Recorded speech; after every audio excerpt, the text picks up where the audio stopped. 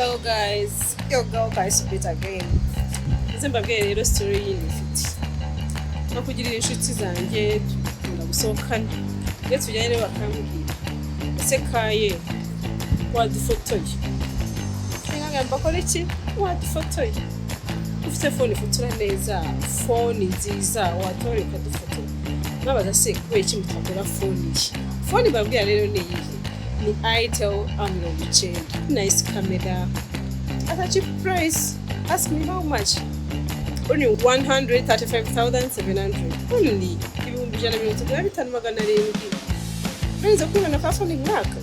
This one. See. Rero nkabajya amafoto. Ubwo inshuti zanjye nazo ziranyemera. Bafotora genda nuje ntabwo ari byo kugenda na power bank. Only with my phone. Muri bag yanjye. No charger, no power bank. Umuriro umara iminsi 3. Battery 5,000. Ariko iyo tugeze ku mafoto nanjye nkabyimba nkaza nkabwira bite ese kaye wadufote hano hano kari heza waduhaye agafoto kari ufite phone ifotora neza phone nziza iyi phone mbabwira you don't need a light. Ebona, this is the phone I'm telling you. Come on, get yourself an itel.